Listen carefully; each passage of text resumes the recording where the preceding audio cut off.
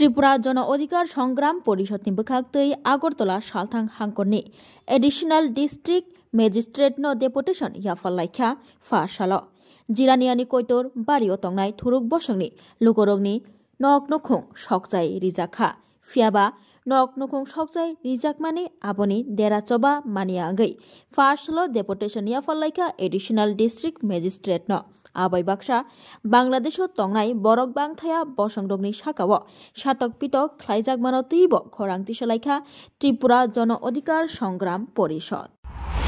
আমরা ত্রিপুরা জন অধিকার সংগ্রাম পরিষদের পক্ষ থেকে আজকে জেলা শাসকের কাছে আমরা প্রতিনিধিত্বমূলক আমরা ডেপুটেশন দিতে এইমাত্র আমরা ডেপুটেশন দিয়েছি।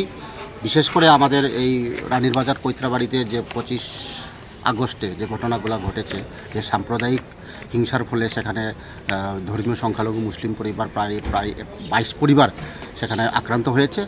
এখানে পুরো 9টি পরিবার পুরো আগুনে ভস্মীভূত করা হয়েছে এবং সেখানে গাড়ি বা বাইক প্রায় 12-13টা গাড়ি বাইক সেখানে পুরো ভস্মীভূত করা হয়েছে এবং সেখানে আগুনে পুরার পাশাপাশি সেখানে অনেক গৃহপালিত পশু এবং বিভিন্ন সেখানে লুটপাট করা হয়েছে, হাঁস মুরগ সেখানে সব কিছু লুটপাট করা হয়েছে। তো এই পরিস্থিতিতে তারা ঘরবাড়ি ওরা ভস্মীভূত হওয়ার পর তারা এখন একটা অস্থায়ী শিবিরের মধ্যে আছে এবং তাদের কোনো রেশনিং ব্যবস্থা নেই।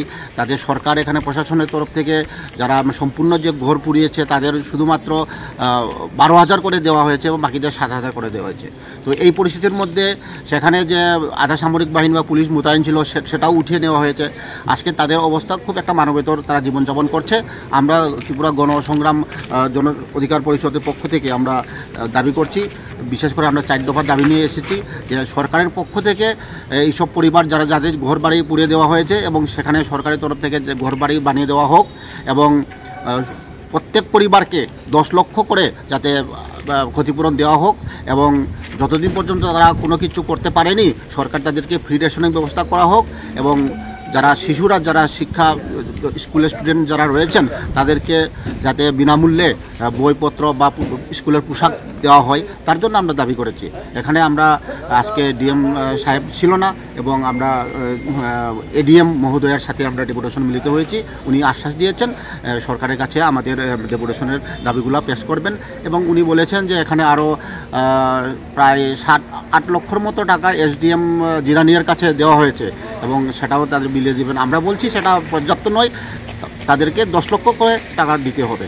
তার জন্য আমরা আজকে এই ডেপুটেশনে এসেছি এবং পাশাপাশি আমরা আরও বলতে চাই, আমরা ত্রিপুরা জন অধিকার সংগ্রাম পরিষদ আমরা বিশেষ করে ভাষাগত সংখ্যালঘু, ধর্মীয় সংখ্যালঘু, সমস্ত সংখ্যালঘুদের পক্ষে আমরা সংগ্রাম করে এসেছি এবং আজকে বিশেষ করে যেটা বাংলাদেশে যেটা পরিস্থিতি, আমরা শুধুমাত্র বাংলাদেশ নয়, ভারত নয়, বিশ্বের যে কোনো জায়গার যে যারা সংখ্যালঘু যারা আক্রান্ত তার বিরুদ্ধে আমরা তার বিরোধিতা করছি এবং পাশাপাশি বাংলাদেশে আমরা দেখলাম যে সংখ্যালঘু রয়েছেন, সেটা শুধুমাত্র হিন্দু নয়, সেখানে বৌদ্ধ রয়েছেন, খ্রিস্টান রয়েছেন, সনাতনীরা রয়েছেন এবং পাশাপাশি ভাষাগত সংখ্যালঘুদের এখানে একটা বৃহৎ সংখ্যা চা শ্রমিকরা রয়েছেন, চা শ্রমিক তারাও একটা ভাষাগত সংখ্যালঘুদের মধ্যে পড়ে এবং মণিপুরীরা রয়েছেন এবং সবার যাতে তাদের নিরাপত্তা দেওয়া হোক এবং বাংলাদেশের সরকার ইউনিসের যে অন্তর্বর্তী সরকার তাদের কাছে আমরা এই দাবি জানাচ্ছি, তাদের জানমাল এবং তাদের নাগরিকের সুরক্ষার দায়িত্ব রাষ্ট্রে নিতে হবে এবং সেই শুধুমাত্র বাংলাদেশ নয় ভারতবর্ষেও যে সংখ্যালঘু নির্যাতন চলছে তার বিরুদ্ধেও আমরা রুখে দাঁড়াচ্ছি